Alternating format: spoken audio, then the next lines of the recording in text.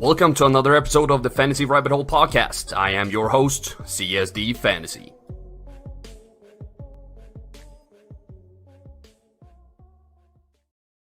Hello, Fantasy Faithfuls, and welcome to another episode of the Fantasy Rabbit Hole Podcast. My name is CSD Fantasy, and I'm flanked by the one and only Nick Faber and the Coin Master, Matt, man of the people. He's a better person than me. Last minute, Matt Williams. How are y'all doing? Meh. I'm actually doing pretty good. Good. I'm doing great over here too.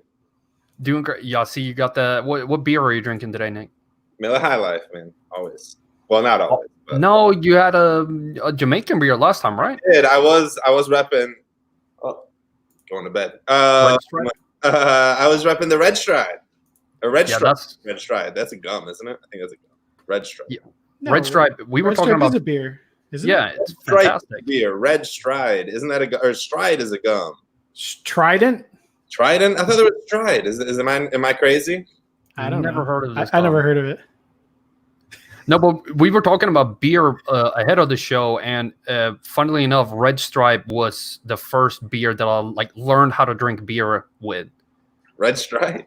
Yeah, and they would mix it with Sprite, and just drink it, because I grew up drinking vodka and stuff and not beer, so I wasn't used to it. I had to get used to it. Did you say you mixed Red Stripe and Sprite? Yeah, it's called a shandy. I never did that with them. Yeah, I had that at the UK at the Epcot Center in Walt Disney World.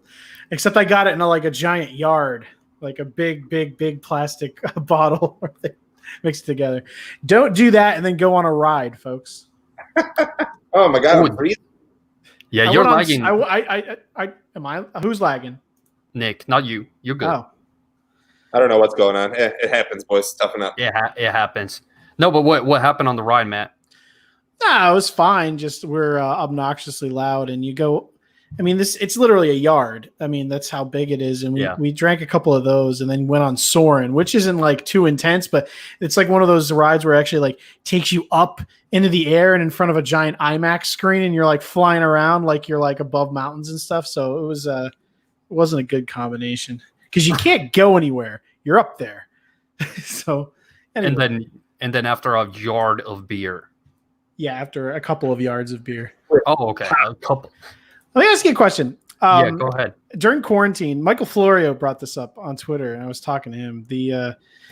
He was talking about some of the different sports he's watched during the quarantine, from other countries or whatever. And he actually put NASCAR, bowling, golf, things that are actual kind of sports that people are watching. I put the Ocho. Anyone ever watch ESPN 8 when they put it on? It's making fun of dodgeball, but they actually put it on from time to time. They'll take an entire Saturday and put these weird sports. They legitimately had lawnmower racing, where they'd have ones that went 1 mile an hour, but then they have these ones without a governor on them that had that went 20 miles an hour, but they had no shocks. So they're just going around corners and bouncing. And they also had one called Slippery Stairs, which again, it is exactly what you think it is. It's people trying to race each other, running up stairs that are covered with Crisco and soap and shit. I was just going to bring up the Slippery Stairs. I was about to be yes, they have a sport called Slippery Stairs, and it is great. They also have I can't remember the name of it, but it's Best Belly Flop. So it's the best belly flop from whatever, however much feet up in the air. And you get judged on whatever, and I'm freezing again, but don't worry. Hopefully my audio is still coming. We can hear you.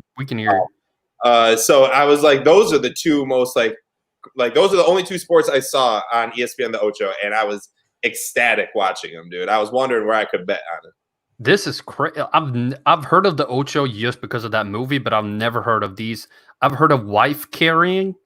So this is a Finnish tournament where you literally carry your wife around a obstacle course. Yeah.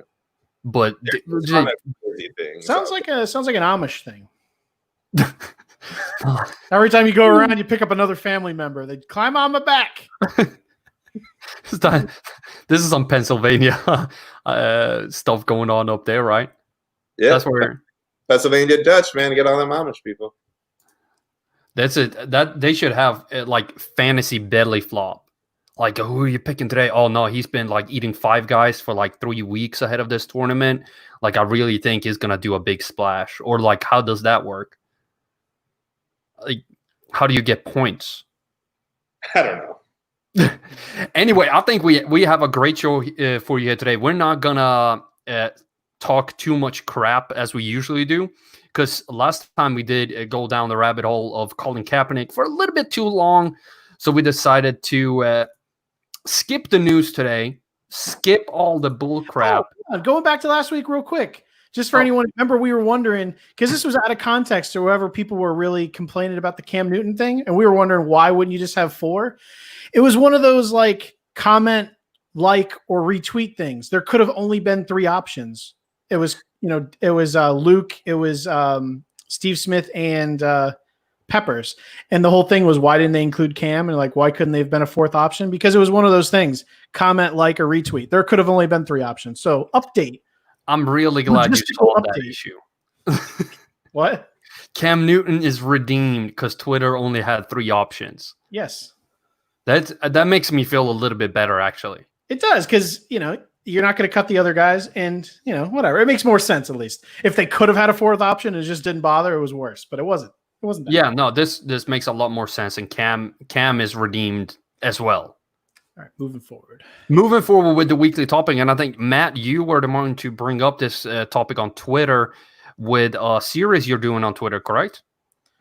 It was actually just a question, but yeah, we call this series. I think it's a series. It just became a series. Now it's a series. And we're going to continue that with this weekly topic. Hey.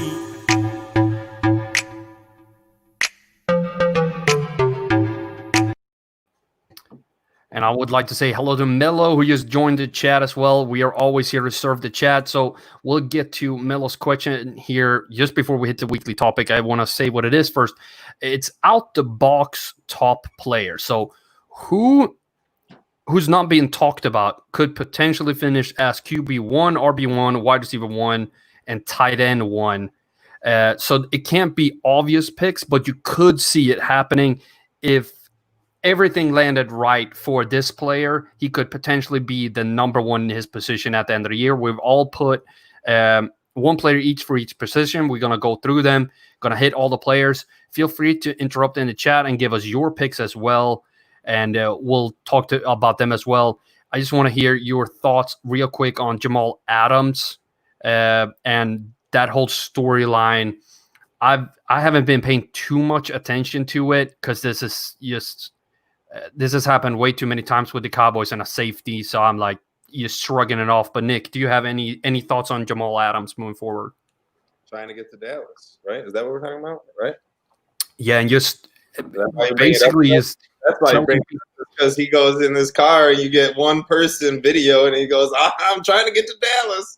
Carl's like, let's make this some news. I love it. I mean, I don't know. Jamal Adams trying to get traded. He won't get traded. Like, Mello bringing up. Okay, I thought, Carl, that was your thing you were bringing up. And I was like, of course, Carl's bringing this up. No. He was in his F-150 driving around saying he wants to go to Dallas. See, this is all Mello here from New York. He's pissed and hope he stays. Right. And I truly think he will. Like, he's maybe not happy. He has 2 years left on his deal, 2. He's screwed. I think he stays. I mean, they need to revamp the NFL. I mean, everyone knows it. I mean, I don't want to be against Jamal in terms of everyone wants their money. It's a short shelf life and all that. And I get it. I said, everyone needs to get the money. You watch other people doing it. It makes total sense. But they need to do something where there's not, as far as the complaint about you can't choose where you work, you kind of have to suck that up. It's sports. It's not another job. If you get drafted somewhere, you just got to play it out. It's just the way it is. But in terms of the contract themselves and the way that they're structured, that's another thing. But as far as where you get drafted, you can't do anything about that. I mean, the terms of it, you can change, but where you get placed is another thing. I think if you do sign that contract, you got to stick it out.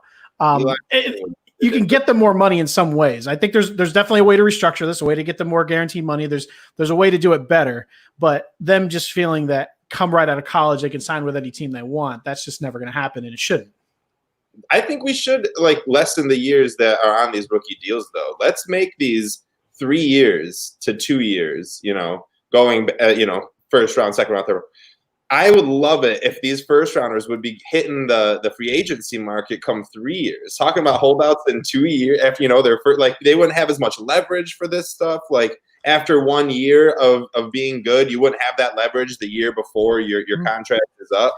And team option maybe for a 4th year, but like for 5 years, 4 years, I mean, NFL careers don't last that long. And for Jamal Adams to not like the situation that he's in New York, I don't think there's anything wrong about him saying that he wants to leave. And I just don't think the deal gets done. But I think it needs to be addressed in the New York front office. I think someone needs to come out and take ownership and say, look, man, why don't you want to be here? Like, what is it? Is it just the money? You don't like where the way the team is going? You don't like Adam Gase? You don't like the ownership? Like, what is it that we don't want? Someone needs to like take the ownership into that. I think it's a fundamental thing in all sports, right? You look at the NBA, the players just, I'm leaving, I'm playing, they just force themselves onto a team. And it's just something they need to fix. They need to make it fair to both the players and the teams and the fans so they can continue to have their own players. The NBA does something, which not effectively enough, obviously, because they're the kind of the stem of where this comes from, of trying to funnel your way to a team.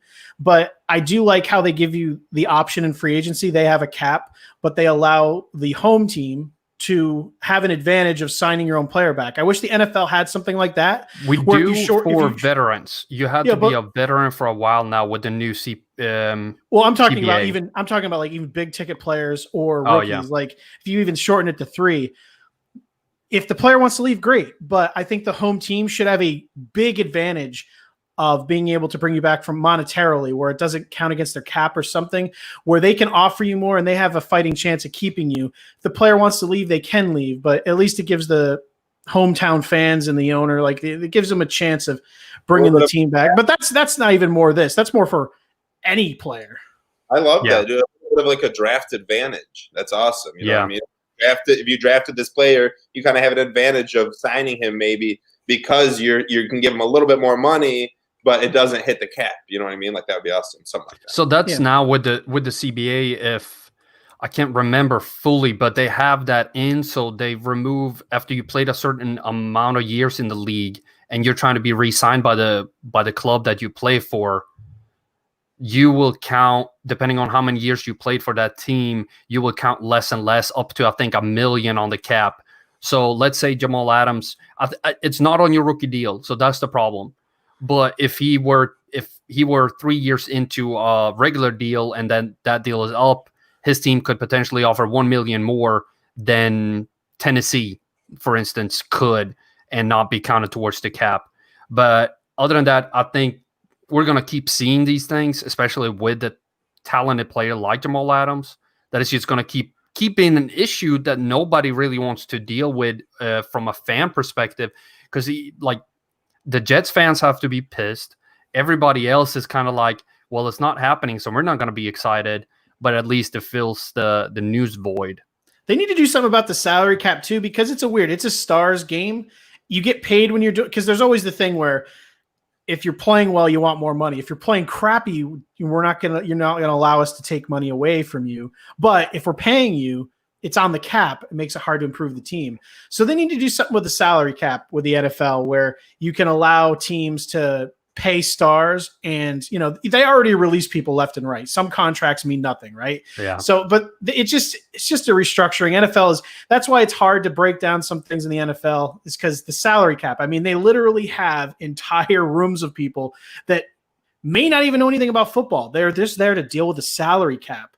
It's just so confusing, and there's so many things to. It's just fundamentally flawed. There's a middle ground here somewhere that no one will be happy with, and that means you made a good deal. But hopefully we'll get there at some point. Probably eliminating the 5th-year option seems like at minimum the first thing to do.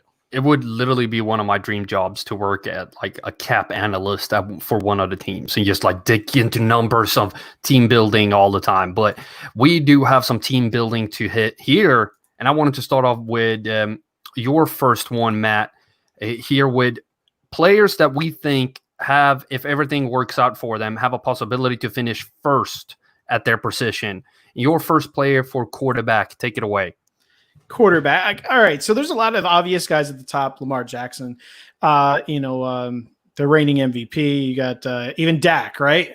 Or Kyler. He's very trendy. My guy is Josh Allen, which is weird because he seems like if you were going to talk about someone to finish as the 1, he should be in that conversation. Yet he's being drafted somewhere in around the vicinity of like the back end QB 8 to 9, 10 range. Because, people, I don't know if that's a bad taste in their mouth of watching him perform in the playoffs, which is just God scarring. But he has a much higher rushing ceiling and floor than Kyler Murray. He can throw the ball really far, not accurately, but now with John Brown and Stephon Diggs, he still has Cole Beasley. He has a couple of runners in the backfield. They're going to probably do a good job this year with, they still have to deal with the New England secondary, but overall, they could have an interesting year. He has his obvious setbacks, but yeah, if he has something nice going with Brown and Diggs downfield, we both know that they can make big plays. And I'm not sure is there anyone with a better rushing ceiling with him at quarterback? It probably is him. Is it even, Lamar Jackson obviously runs a lot. It has a lot to do with, the obvious team around him as well. But I think if given the opportunity, Allen probably could put up those numbers. He's never going to, but you never know what happens with Lamar. He's the obvious choice to repeat what he did, but Allen has the same kind of tools if they give him the opportunity. So yeah, if I had to pick someone out of the box for quarterback, it'd be Josh Allen because he has the tools. He's just not as good. I like the pick, and he would have been one of my candidates for this as well. But there's some glaring things that just stick out to me as a sore, thorn in my side with Josh Allen, and it is that deep ball accuracy. He doesn't hit, he's not even close to 50% in deep balls, and I'm not even saying 40-yard deep balls. I'm talking 15 yards from the line of scrimmage, and he's just that's his problem. They should only be 50 yards. No, 15. No, don't even go 15. Air him out because he's just terrible in that range, and I know he's pretty average accurate on shorter throws. I mean, you can get that to Cole Beasley and just keep going 7 yards per catch. But has anyone ever just eliminated the middle of the field? I mean, the Rams live there, but I'm talking about Josh Allen taking off in play action. You have the running backs, you have Dawson Knox, and then you just have guys going deep. No middle of the field. There's no medium throws. You are short or long. That is it. The defense has to abandon the middle of the field. I want someone to go that route. That's what the Bills need to do. It would be super fun to watch. Yeah. What would the defense do? You can't abandon the middle of the field. But if you don't, and you got those dangerous guys Cole Beasley will be, mulling around. He'll probably end up getting a ton of receptions, the ones that get to him. But I don't know. I'd love to see him. They should try that. That would be so much. That would be so much effort for the receivers to sprint as far as you could back and forth for 3 plays, maybe more. You know what I mean? God, you would need at least 11 receivers on your team for you to be getting them in and out. Maybe all track stars, and there's nothing wrong with what you're saying, but I don't know. I mean, Josh Allen, why not? I mean, 9 touchdowns last year rushing. If he can keep that up, I mean, he probably will regress in that. He won't be as good as he was last year, in my opinion. I think he's pretty kind of slated a little bit too high, being drafted for overhype. I mean, especially with the addition of Stephon Diggs, which in my opinion isn't that big of an addition. But why would we sit here and nitpick something we're trying to pull out of the box? Every player we talk about today. You think he's being drafted high? Yeah, he's probably the 8th quarterback right now being drafted. I would have thought with Diggs he would have actually been going higher. I'm surprised. I'm surprised the helium isn't higher, to be honest. I think 8 is the average. I think there are multiple drafts you get into that you will see him go 6, 5. You know what I mean? Arguably up there against Dak. You know what I mean? That's I don't want any of that. No. I like him at where he's going. What we're doing here is grabbing people outside of the box. So I absolutely like Josh Allen, especially with the addition of Stephon Diggs. As much as I said I don't really like him, I mean, you add him onto the team. That could only make him better, and with another year experience for Singletary, plus he had Zach Moss and Knox another year. There's a lot of good things that could happen in Buffalo, and Josh Allen could easily be the best quarterback in the entire NFL next year if you don't play in an interception league. I do think that he needs to improve on his accuracy to reach this. I know it's out the box, but I do want to nitpick a little bit though. That deep ball accuracy, I think it's going to get better with Diggs. You have Smokey Brown, who everybody knows I love me some Smokey. I think he's a fantastic player. It's always been undervalued. I do think that deep ball is going to get better, but for me to see that he's going to line up and then become QB1, there's a lot of stuff that has to go right for him. I think although you could say that for any QB, no matter who it is, even a superstar. Yeah. It all does have to line up for you. I was just trying to do a little segue. Oh. I do think that Nick's pick needs a little less to fall right for him, and I think you would like this because who's your pick, Nick? So my pick is Aaron Rodgers. The obvious answer almost when we started to do this was Matt Stafford. I mean, obviously, but I had to go with the division foe, Aaron Rodgers, just because I've talked about Matt Stafford enough on the show. Let's just switch shit up. They both have the same kind of path to getting there, right? I think Stafford has better talent around him. I definitely think so. Aaron Rodgers is going to have to play his ass off. I think Matt Stafford will have to play his ass off, but he's got a lot of weapons. You know what I mean? Like, I don't think the weapons are there for Aaron Rodgers. But I'm not trying to downplay Aaron Rodgers. What I'm trying to say is that Aaron Rodgers has the emergence of Jay Sternberg coming. And if we just get one of these guys, whether it be Funchess, MVS, Kwame St. Brown, Alan Lazard, if any of those guys can step up and outperform any of our expectations and just be someone who can be red zone relevant, I think we're going to see Aaron Rodgers get a lot more touchdowns than we've seen. I mean, he has 51 touchdowns the last 2 years combined. But in comparison with that, he's got 6 interceptions combined for the last 32 games. That's insane. Most leagues are interception based. If you're in SFBX, I'm pretty sure it's like -4 for an interception or whatever. I don't know. There's a lot of leagues that are like -4, -3 for an interception, and he's not going to get you any of those. He is a talented enough quarterback that we all seen. He easily can be the number 1 quarterback. If we get a healthy Davante Adams, Aaron Jones and Jamal Williams in the passing game. I know with the addition of A.J. Dillon, we might see more red zone touches go to Dillon, maybe a few touchdowns in themselves taken away from Rodgers. But I think that'll just be one step back for a 5 steps forward if we actually have Lazard or Funchess become a red zone target outside of Davante Adams. You know what I mean? Mm-hmm. So. Yeah, and I do like the NFC North is super interesting with both Aaron Rodgers and Matthew Stafford because I think both of them do have a path to that QB1. With Rodgers just needs to find himself, and Stafford just needs to be healthy and get back to last year. And both of them have that ability to just not cruise to QB1, but challenge for a QB1 at the end of the year. Like I said, you still have Devonta Adams. Devonta Adams, even though I love Kenny Golladay, Devonta Adams is still the best wide receiver in that division. I think he's by far the biggest threat and the biggest weapon in that division for anybody. And I love Adam Thielen. I love Kenny Golladay. I'm pretty high on Marvin Jones as well. We've talked a lot about him this offseason, but Devonta Adams when he's on, he's something special. Just look at what he did last year, right? He had the toe problem that kept him out half the year. He was triple teamed, quite literally triple teamed for most of the season. He still was like a yard shy of 1,000 again. So everyone's holding that against him. I'm pessimistic on Aaron only because of the coaching. I watched what they drafted, specifically actually Josiah DeGara, the tight end out of Cincinnati, who's not going to play tight end for him. He's actually going to play fullback. And they even said that, same as San Francisco, they plan on making him their fullback. They're going to use a lot of running backs, and they're going to be using the passing game, but a lot of short ones. So I still think a lot of those touchdowns, like Aaron Jones, I think they'll be there. Like Nick said, maybe you lose some red zone touches to guys like Dillon, but I think it'll be like just like a short game, more offense where Davante will make big plays. Yeah, you'll need St. Brown, you'll need Funchess.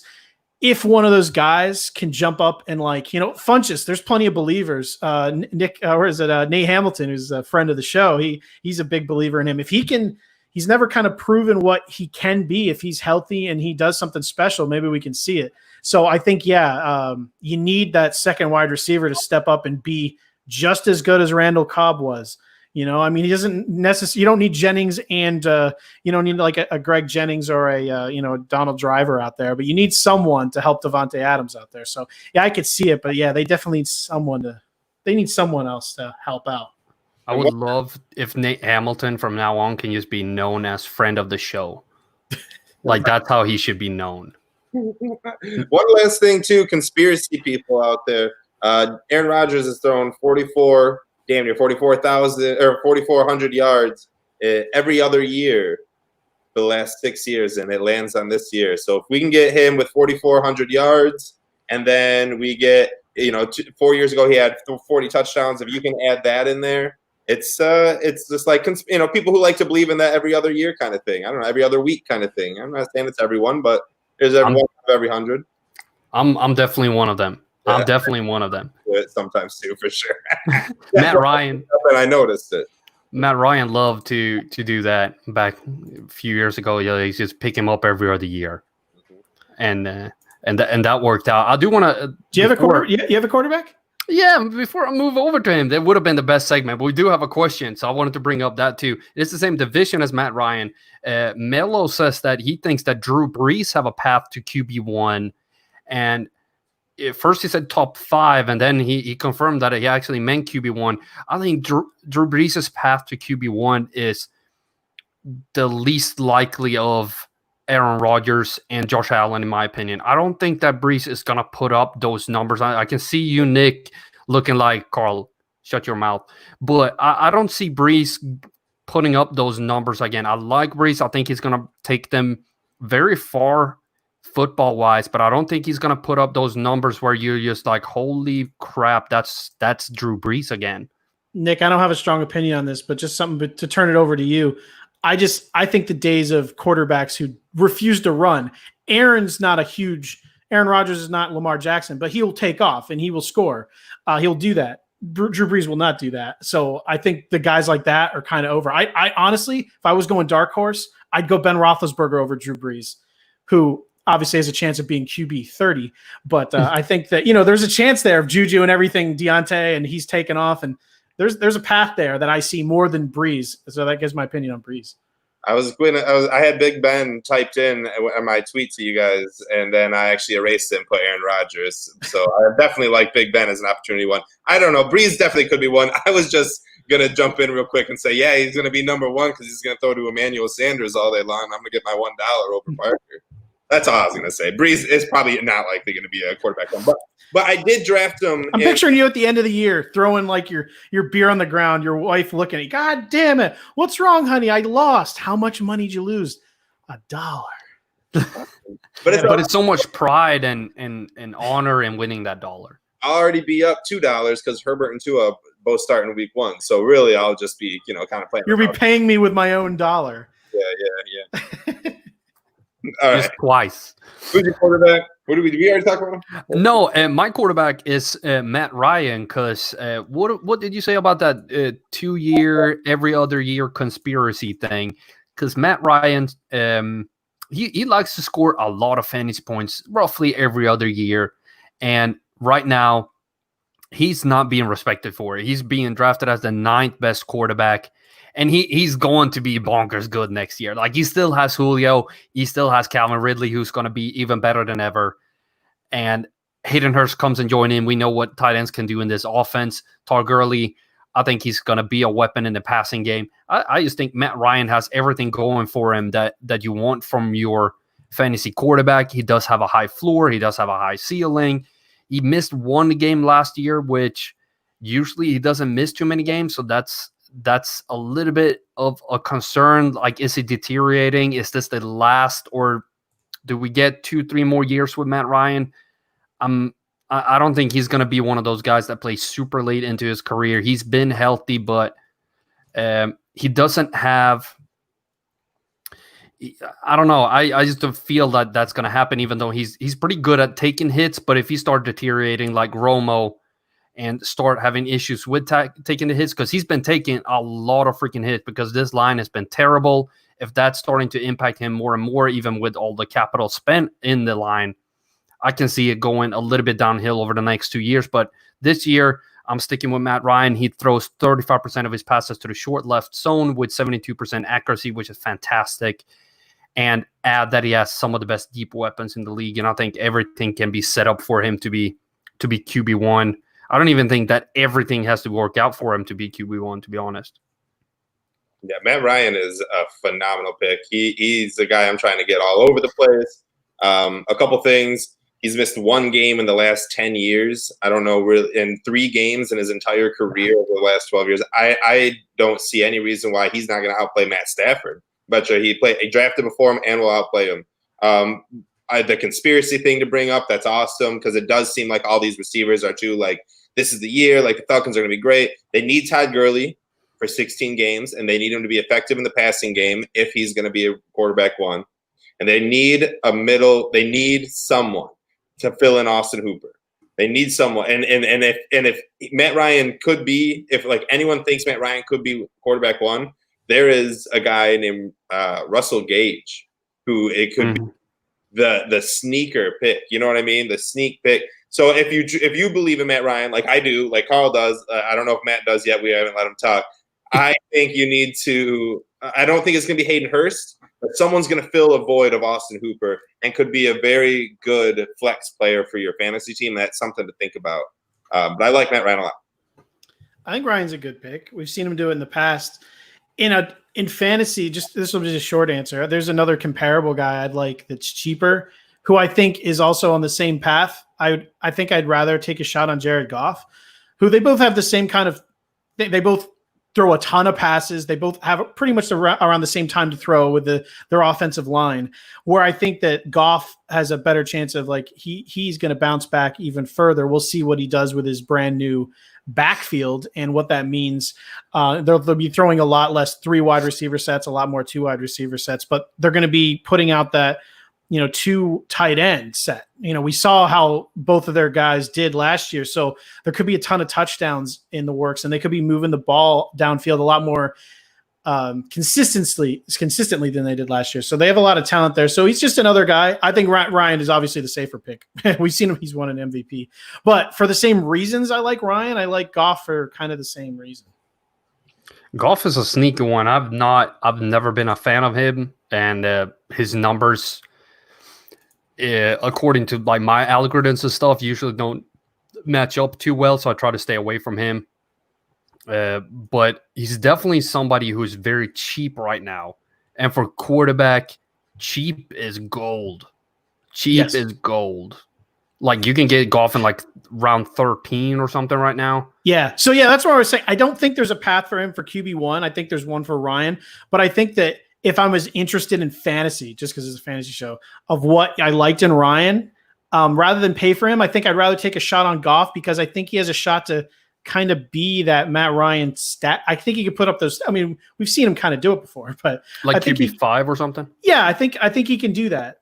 I think you're downplaying the departures of Brandon Cooks and Todd Gurley and the additions of Cam Akers and Van Jefferson. Like Josh Reynolds is not going to be Brandon Cooks. He's not going to be a 1,000-yard receiver. That's going to hold on. And Todd Gurley is not going to be replaced by Cam Akers. And we saw it. Darrell Henderson couldn't replace him. And we know Malcolm Brown is 27 years old on his last leg. The offensive line is pretty bad. It's bad. It's really bad. A lot of things wrong with Jared Goff, and the only thing right is Sean McVay. And even Sean McVay looked like he was out of his element last year when Todd Gurley wasn't as successful as he was in his first couple of years. I'm very scared for the Rams. I want to avoid everyone but one guy, and we'll get to him a little later.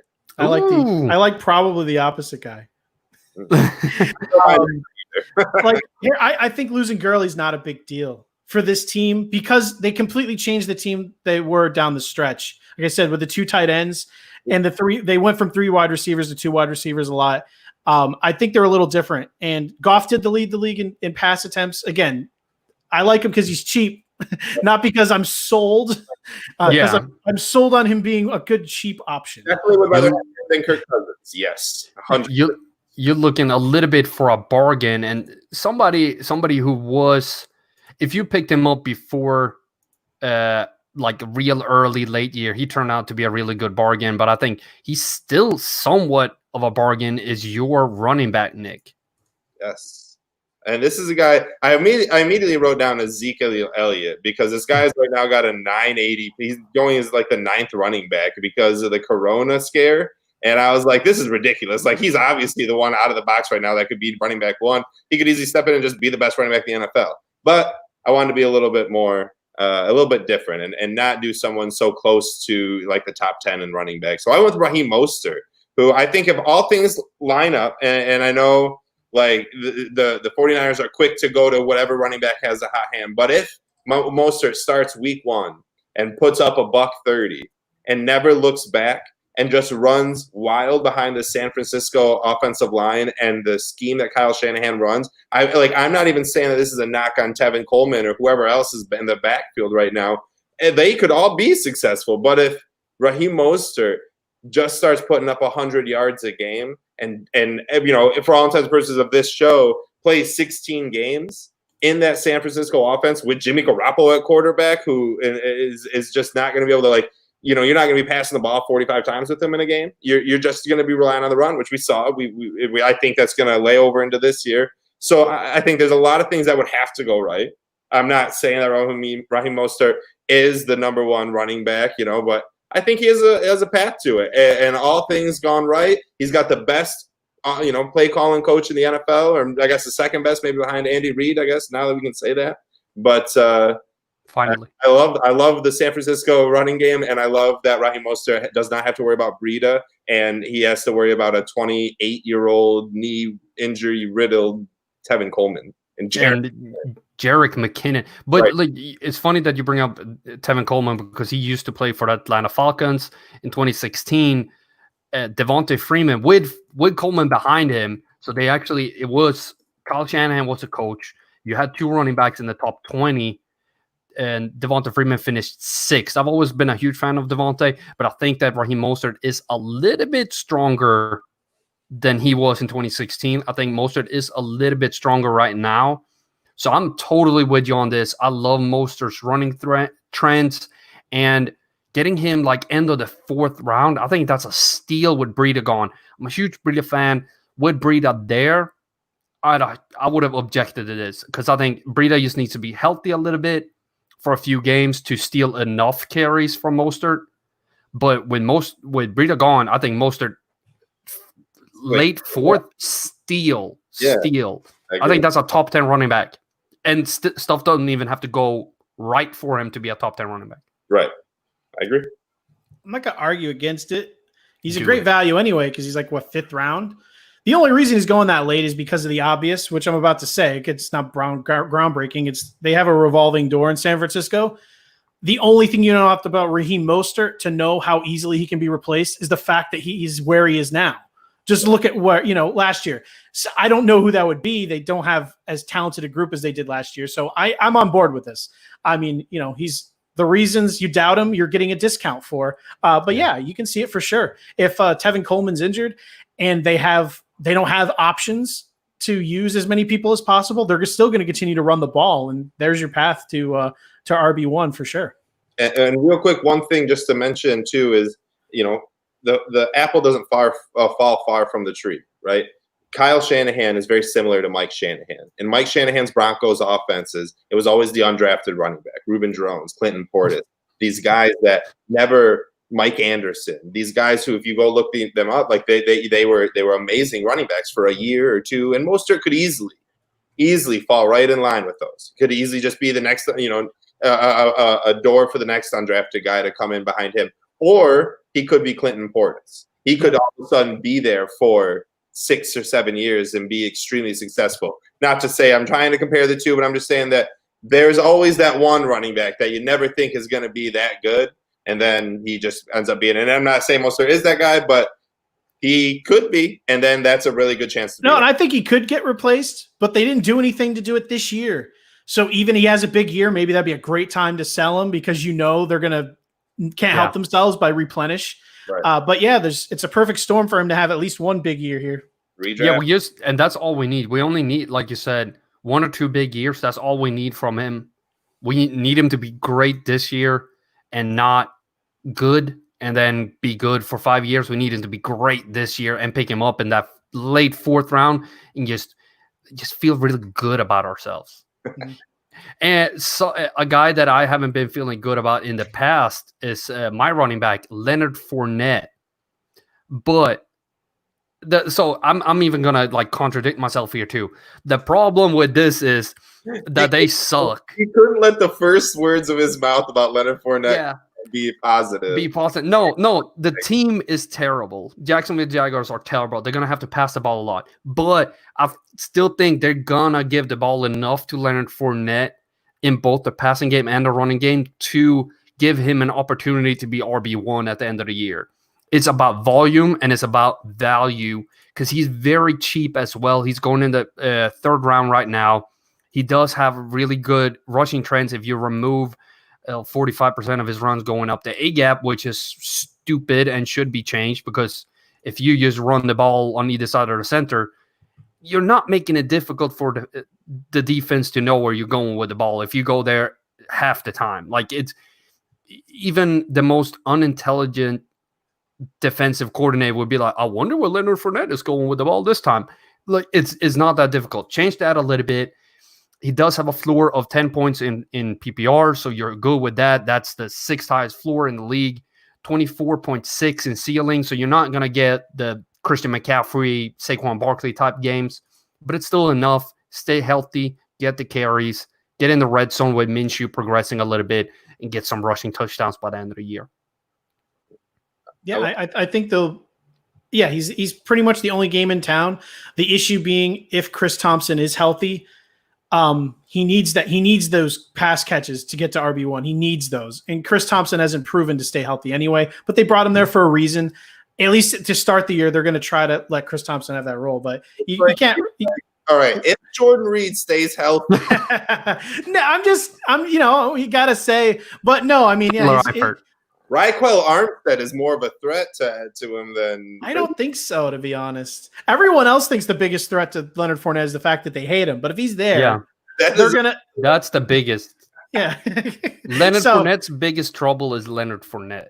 No, it's that the team doesn't like him. Well, I actually do think the thing that is the biggest, the thing that would crush him is if Chris Thompson happens to have his one healthy year. That would literally end Leonard Fournette's fantasy value. It would end it. As unlikely as that is, it would be a stake in the heart. And the last thing to say about him, too, an argument to like their defense is bad, and that's never a good sign for a running back. When your defense is bad, you're running back. But I think of all 32 teams, there's one lone team that could be down 31-0 and still stick to giving it to Fournette or giving it to their running back 2 times in a row, and that's Jacksonville. Like, they're just always going to ride with Fournette. That is, like you said, Matt, the only show in town. Like, that's remember when David Johnson would run the ball up the middle on 3rd and 24 with the Cardinals? The good old days. Great. Last year. That was 2 years ago. But yeah. No, but he still has 47% of his carries up the A-gap last year. Yeah, even with the new freaking coaching staff. Like, oh, I guess he was good at that. Let's keep doing it. Like, what's wrong with these play callers? Do you expect Bill O'Brien to do anything different? I don't know. No, I don't know why anyone thinks he's gonna all of a sudden start pitching and throwing it. He's just gonna try to just run it right up the middle. It gives me a headache. Like, it's so easy to see too. Like, I'm just looking at the numbers and I'm assuming NFL coaching staff must have much better numbers than me, right? And stats on this shit. I'm sorry, I get frustrated with this. Matt, who is your running back? Because you stole mine. It's my boy Austin Eckler. Everyone that doubts him wants to point to the fact that he's not a very good running back in traditional terms, which is absolutely true. If you go to like Football Outsiders, they have like DYAR is a -8, which makes him the running back 35. DVOA -10% makes him the running back 35. So this is a complete PPR play. You must be in PPR to be playing Austin Eckler. But again, that's a popular thing. He led the NFL in yards after catch or above expected, which is fantastic. He did it on 108 targets. The big ding there, people think that now that Phillip Rivers is gone, Tyrod Taylor's in, or Justin Herbert, that you're losing a lot of the dump-offs. But over the last 2 seasons, Phillip Rivers was 8th in the NFL in dump-offs, tied with Tyrod Taylor. So there is not a drop off that is coming in terms of that.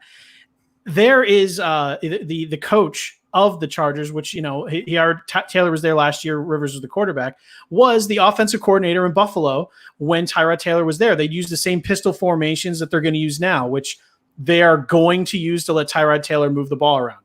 But it's not just that. They're going to be using a lot of a lot of play action, a lot of other creative ways to try to get all the running backs the ball. Justin Jackson's going to be involved, or maybe he loses his job. Who do they just draft there? Josh Kelly. Yeah, Josh Kelly. He could, one of them probably are going to be involved. I don't, wherever their numbers are, it's whatever it is. They'll either share it or one of them will take it. But I think Eckler, there will be regression in terms of like his targets, but I think he's going to get so many more carries, even with those other guys in the backfield. Even with if Herbert's in there, Tyrod Taylor is a pretty conservative quarterback. A lot of people like to think of him as a rushing, running gunner. He's not. He's actually very conservative.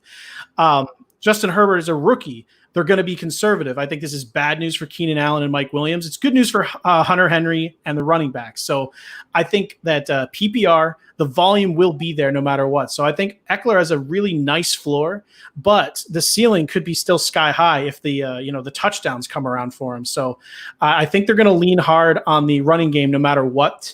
His biggest issue is this offense could really suck. And that would be bad. They need Tyrod Taylor to be able to move the sticks. If he can do that, and because his problem isn't accuracy, but it's finding an open receiver, he needs to keep the ball moving. But if he does, I think he's the guy on the team. Hunter Henry may not be able to stay healthy. I think the other wide receivers are kind of screwed. I think it's the Austin Eckler show. And if you are the show on a team, you got a good shot. I couldn't agree more. I love Austin Eckler. Always have, always will. Yeah. I don't want to be the guy who just says that Austin Eckler is going to be like terrible this year. I just think he's being overdrafted and overthought of. I think we're drafting him more on last year's performance than this year's performance. I think what you're saying is right, Matt, and the fact, especially too, that if he's the only thing in town, then it's a great possibility. And I don't see like Justin Jackson's good. I really do like Justin Jackson. I think if Eckler's good, you still can draft Justin Jackson. And I was going to say, like, I don't think that makes Eckler bad in any way, shape, or form. My big thing is that I think the Chargers' offense is going to be so lackluster, so weak, so wimpy that I don't want anything to do with it. So my thought is, like, I don't mind Austin Eckler. I think he 100% regresses from what his receiving stats were last year. Though the NFL is starting to shift towards these kind of running backs, the Christian McCaffrey, the Austin Eckler, and he could be right in line. Next. But I just don't believe in it with Justin Herbert right now. I think Herbert is actually not going to be as conservative as we all think, and I think he'll be able to air the ball out a little bit more. But I don't think it's going to be in a successful way. He's still a rookie quarterback. I don't want anything to do with the Chargers offense in any way, shape, or form. And that means I don't want Austin Eckler as the 10th best running back in the NFL. I think he's the 6th best for the record. I don't want to spend a first-round pick on Austin Eckler or a top 2 second-round pick on Eckler. If I can get him in round 3 or 4, I think that's awesome. But for us just to think that he's going to come in and be like a bell cow, be this Christian McCaffrey running back, I'm just nervous. And I don't have much to back it up. I just have a gut that's telling me that I don't want to go towards anyone on here. Like, I just don't want to be a part of this. Speaking of like 175 rushes and about like 98 targets. That's where I have him. So, I mean, it all has to do with him. And again, everyone wants to point of him. He's not efficient. People keep pointing to that. He actually is really efficient. He's just not a good running back. He's actually 10% better than Alvin Kamara in efficiency. That would probably blow people's mind, but he was. He's way better than my pick, efficiency-wise. Yeah. Like, way better than Leonard Fournette. But per touch. One thing Nick was saying, I wouldn't want to lean on him. My dream scenario would be for him to be my RB2 after I go RB1 in the first round. Like if you're drafting your RB1 being like, Joe Mixon. And give me Kamara. Give me Kamara and Eckler. You're not going to get Eckler in the back end of the second. You got to get him early second. So it means you got to have a late first round pick And I guess Zeke might be there now, but I mean, I'm just saying, like, it seems like it would be like more of like a Miles Sanders and Josh or Joe Mixon mixed with Austin Eckler. And to be honest, I'm nervous about that. I get done. I take it. I'm scared. Okay, cool. Right on. I need a bigger name to pair with Eckler than Joe Mixon. But I prefer it, yes. Either way, we do have 10 minutes left, so I wanted to hit these wide receivers and tight ends. My wide receiver is somebody I've talked a lot about this offseason is DJ Moore. I think if everything lines up with Teddy Bridgewater, I think Teddy is the type to get the ball into his wide receivers' hands quickly and let DJ Moore do his thing. I think it's going to be a ton of PPR points, like crazy amounts of PPR points. I don't think they're going to air it out as much. But fun fact, Teddy Bridgewater is actually pretty darn accurate on deep balls. Pretty darn accurate if you compare him with Kyle Allen because he is terrible. So it's just an upgrade. DJ Moore was still good with Kyle Allen. He's going to be better with Teddy Bridgewater. I think in PPR, he can definitely be top one. DJ? I have nothing to say. I mean, the obvious cold water would just be they have a lot of people to throw to. They have McCaffrey. They have Robbie Anderson. They have Curtis Samuel if he comes out of the woodwork. And who's a tight end? Ian Thomas. Yeah, and Ian Thomas. So, I mean, yeah, they do have people, to maybe feed away from him. But, I like where your head's at. Yeah, I like DJ Moore. He has a lot of hype, just like Chris Godwin had last year. I don't expect the same kind of production, but I could easily see him be a wide receiver 1 and Teddy Bridgewater still be a quarterback 28. Mm-hmm. Exactly. That's what I think. The quarterback for your wide receiver, Matt, is predicted to be a lot higher. And this is a wide receiver that I think all of us here love going into it. I even drafted him way higher in one of our mock drafts. I didn't even prepare to talk about this guy. I totally changed on you. I'm sorry. Oh, you did? But Nick can definitely talk about him. It's like a little bit. It is not Kenny Galladay. So I could have picked Kenny Galladay instead of DJ Moore. Oh, you would. I did say it earlier. I'm going to talk about Robert Woods. Oh, go ahead, man. I brought this up earlier with Jared Goff at the second half with the Rams. They went for 12 personnel or 11 personnel when they had the 3 wide receivers, a running back, a tight end, and 89% of their plays in 2018. In 2019, only 73%. But after their bye week, it actually went down to 67%. The 12 personnel, which we talked about, 2 wide receivers, 2 tight ends, jumped from 8% to 21% and then up to 30%. They keep using Higbee and Everett over and over again. And the thing why I love Robert Woods is obviously he did a lot of short throws. He actually was second among wide receivers in over the last few years in yards after catch. He was only second to Michael Thomas. And they usually do this on short throws. Brandon Cooks is out, therefore Robert Woods is now the deep threat as well. But again, on the 2 tight end sets, it's Robert Woods and not Cooper Kupp who was on the field. It was someone else. It might be Van Jefferson. Cooper Kupp was off the field. So we're just talking about a dark horse for wide receiver 1. He could take over the overwhelming share here. He was on the field 94% of the time. He never leaves the field. Only like 4 guys in the NFL or 5 guys in the NFL did that. So, yeah, I love Cooper Kupp, by the way, but the way they treat him in the second half was a little weird. The second half play calling here, Woods, despite missing week 10, was wide receiver 12 from 9 to 17. Kupp, who was wide receiver 5 from 1 through 9, he fell to wide receiver 31 after they started going to tight ends, the 2 tight end sets. So I think I'm not, this is really not a dig on Kupp. It's more like if that opportunity is going to be there for Woods in that offense who still loves to throw, I could see him having a definitely a career year. And, he has back-to-back 1,000 seasons already. So, the floor is there. But, yeah, the ceiling, he has a really crazy ceiling this year. Yeah, I love Robert Woods this year. His receiving trends are super awesome, and his floor has risen over and over every season. I've always been a Kupp guy ever since he came into the league, but this year it's switched to Robert Woods over Cooper Kupp for me as well. My boy and the guy I picked is Cooper Kupp, and I'll tell you why. Because he was wide receiver 5 for the weeks 1 through 9, and just because they started to implement a 2 tight end system, we start running for the hayfields. That's ridiculous. Do you think that Gerald Everett and Tyler Higbee are going to outperform or serve or just even like put Cooper Kupp on the bench? And though we saw it last year, we don't know what was going on behind the scenes. We don't know what was going on with the Rams. We saw them get very unsuccessful They were not the Rams that we wanted to see. So the big thing is the Cooper Kupp and Jared Goff connection is bigger than any trend or statistic or stat you want to throw at Robert Woods. It really doesn't matter because from the heavens. Jared Goff has that connection with Cooper Kupp, and that is and then you bring in the opinion that there is no more Todd Gurley, there is no more pass catching running back. There is Darrell Henderson, Malcolm Brown, and Cam Akers are not going to be out there and do what Todd Gurley did.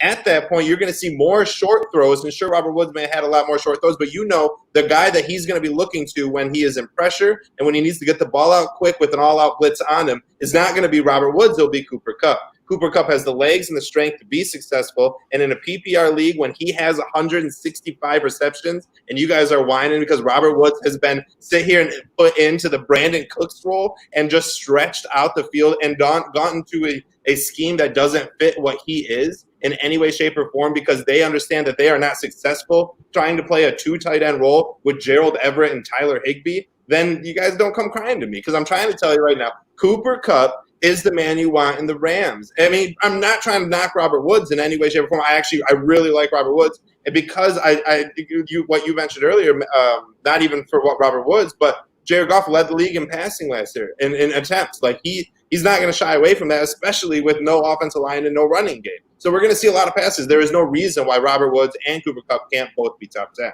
However, I love Cooper Kupp, by the way. Cooper Kupp and PPR, and if you want to go in half-point PPR and standard, I'll give you the Robert Woods. But if you want to go full-point PPR, Cooper Kupp will be more successful. I'll put $1 on it right now. $1. I'll take that. Dollar bet. I'll put it in after the show. The thing was, remember, I didn't think they were going to take Kupp off the field a lot. That the 2 tight end set was only 30% of the plays, but I think it's enough to swing if they continue that. And I think they want to. If they're not going to have both tight ends on the field and Kupp, so it really comes down to, are they going to do that or not? Really, right? Yeah. I mean, you don't believe it. I'm worried about it. Woods, why I like Woods of the two is Woods is guaranteed his work no matter what. The only one that has a chance of losing is Cooper, who will be awesome no matter what. And he'll be awesome even with this problem. But yeah, that was only, again, when I said I wasn't knocking Kupp with that. It's just, if that happens, it's going to, Woods. I have their overall value difference at 0.1 points. Were they apart in targets by like 3 targets? Yeah. Last year I had Kupp over Woods by 0.1 point. So it's just been the year before. It was probably the same the year before. It's been crazy between these two and Brandon Cooks in that mix too. It's been such a fun wide receiver group to have in fantasy and just watch and I think the departure of Gurley and Cooks just bumps Kupp and Woods up so much. Like their paths have just cleared away to be wide receiver 1 because that's it. That's like, I mean, you saw what Higbee did last year, and if Goff, if they have to go, but that wasn't successful in Los Angeles. They didn't win the games. That's not how Sean McVay, I think, is going to want to play this team out. I think they had to adapt because that's what they needed to do last year, and I think he's very good at changing his plays throughout the games and changing his schemes throughout the season. But I don't think that's who Sean McVay is. I don't think we're going to see that this year. Real quick, you said you really liked DJ Moore, and that you thought that he could be wide receiver 1 and the quarterback can still be quarterback 28. Real quick, I know we're running behind. What do you think of Allen Robinson, who's kind of in the same boat? Hopefully Nick Foles gets the job, but with all the with everything we saw out of Allen Robinson, no, because he doesn't even have anyone to worry about. We could see an emergence of Anthony Miller. You like in a way that like really scares you in the game. I don't know. Matt Nagy just doesn't know what he's doing. I don't believe in the Bears. No, I don't want Allen Robinson. Okay, yeah. I love Allen Robinson. He was the number one, and he was the number 1 successful wide receiver against press coverage or man coverage, and he had the 3rd most targets 20 yards downfield. I just figure you put a competent quarterback out there, and he can do some nice things with probably one of the elite target shares in the league. Who's this competent quarterback you're talking about? Well, I think putting Foles out there instead of Trubisky for Allen Robinson will be a big enough boost. for a big enough boost. Well, I Or think he'll 3 be out there. I think he'll be out there for most of the games. But poor Allen Robinson, who's had to deal with Blake Bortles, Mitch Trubisky, Yeah. I think Foles will be a delight. Foles. I don't know. Like, that's a bummer, dude. Hey, remember when Foles was out there before he broke everything? What was his first pass? Was that bomb to DJ Chark? And everyone's like, yes, this is going to be amazing. And I'm then, just saying, I can see it. There's Nick- something there with Allen Robinson. There's something there. He threw 7 touchdowns in one game before. I've thrown 4 touchdowns in one game. We got to keep this up, boys. Yeah, tight ends. This is going to be real quick because this is really out of the box, but I do love Nick's pick. Who is my pick? I kind of forgot. Goddard. I can't remember mine either. I picked it because of the one reason here. If Zach Ertz gets injured week 1, Goddard is the automatic number 1 tight end. I don't think Goddard's the number 1 tight end while Zach Ertz is there. For this to play out, we would need, and I hope this doesn't happen because Zach Ertz is awesome and he's a great dude. His wife is awesome. Like, both of them are just killer. But I'm just trying to think out of but honestly, it's none. No, the answer is none. You're either Andrews, George Kittle, or Travis Kelce. That's your number 1 tight end. There is no one else that could possibly be it. Nobody. You know what there could be, though? What if one of the Rams guys went down? They made some crazy noise down the stretch. I don't expect it. We already talked about why. But, man, they were amazing.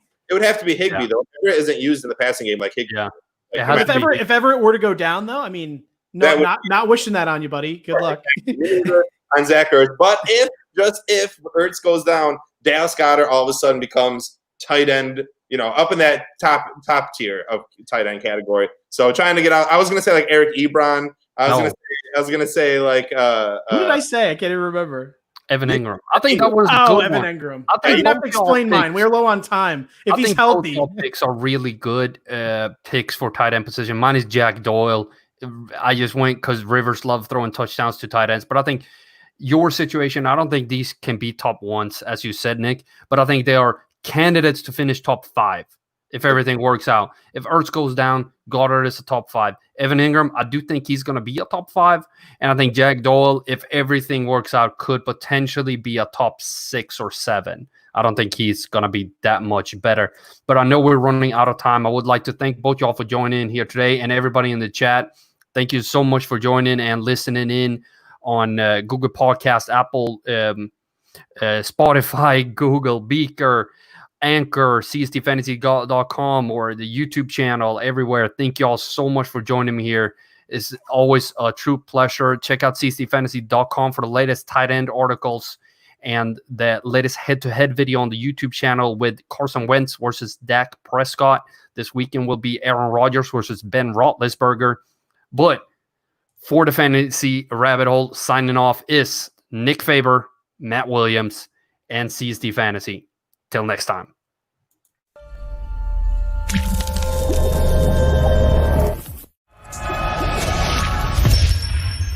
That was our show.